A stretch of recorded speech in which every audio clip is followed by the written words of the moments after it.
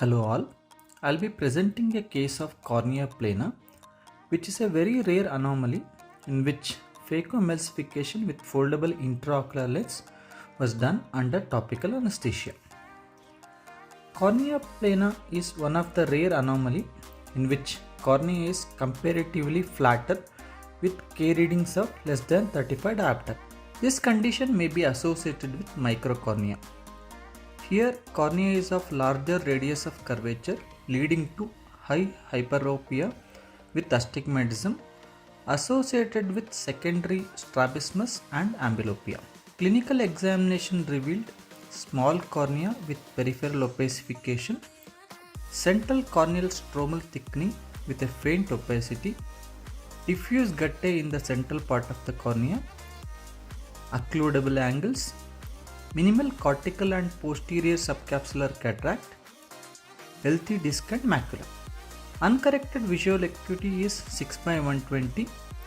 Best corrected visual acuity is 6/18 parts N12 with refractive error of plus 11.5 diopters perical minus 2 diopter cylindrical power at 90 degree.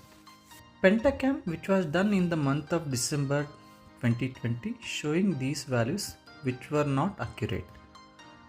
Pentacam, which was done in 2015, is showing marked flattening of cornea with K readings of 27.5 diopter and 30.9 diopter with 3.4 diopter of corneal astigmatism.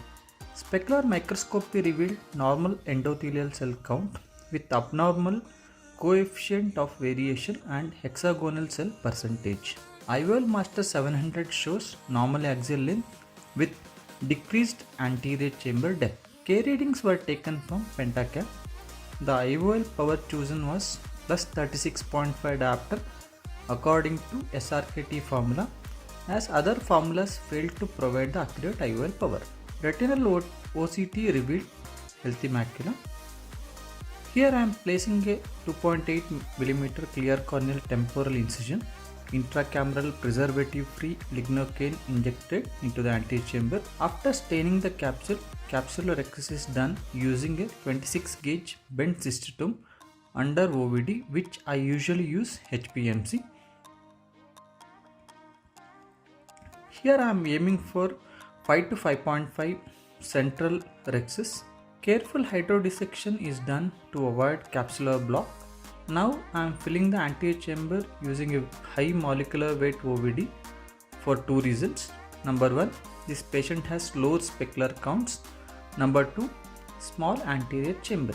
Phacoemulsification is done using a tilt and tumble technique as the cataract is very soft.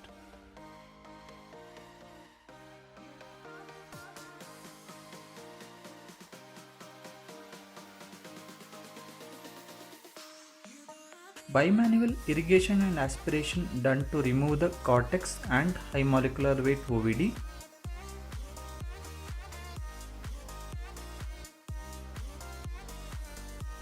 Single piece foldable intraocular lens placed in the bag. IA is done to remove the OVD.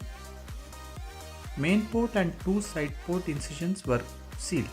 On post-operative day 1, the uncorrected visual acuity is 6/18 parts with relatively clear cornea, minimal anterior chamber reaction and a well-centered IOL. Thank you for watching.